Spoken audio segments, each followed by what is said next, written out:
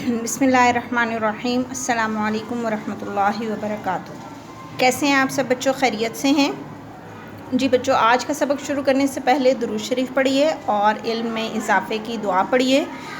आज हम इकरा उर्दू नोटबुक का काम कर रहे हैं। लास्ट टाइम हमने सबक पढ़ा था हमारा जिस्म, ठीक है? तो यकीनन आपने बड़ी अच्छी तरह मुताला किया होगा।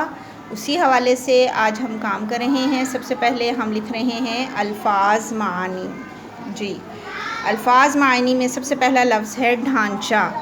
जी, ढांचा क्या होता है? खाका या हड्डियों का पिंजरा, ठीक है। अगला लफ्ज़ है मजमुआ। जी, मजमुआ का मायने बताइए। सही, जमा किया हुआ या ज़ख़ीरा। जी बच्चों, अगला लफ्ज़ है सहारा। सहारा का मायने जी मदद, सही, भरोसा, उम्मीद, कुव्वत। बिल्कुल ठीक, ये चारों मायने क्या हैं? सहारा के मायने हैं। उसके बाद अगला लफ्ज़ है जी हरकत। हरकत का मतलब है चलना फिरना। चलना फिरना क्या है? हरकत। उसके बाद अगला लफ्ज़ है ढांक दिया। ढांक दिया मतलब छुपाना। जी, ये हो गए अल्फाज मायने। अगले सफ़े पर आ जाइए। यहाँ पे है वाहिद जमा। जी, पहला लफ्ज़ है ढांचा। जमा बताइए इसकी। बिल्कुल ठीक, इसकी जमा है ढांचे। उसके बाद अगला लफ्ज़ है वाहिद हड्डी। सही, उसकी जमा है हड्डियाँ। उसके बाद है शय। शय की जमा अशिया। उसके बाद पसली। जी बिल्कुल ठीक, सही बताया आपने, पसलियाँ इसकी जमा है। उसके बाद है जी शक्ल।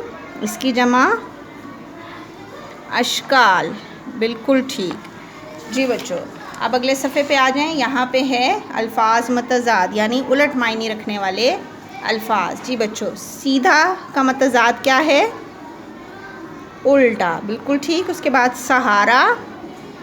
जी बिल्कुल, बेसहारा।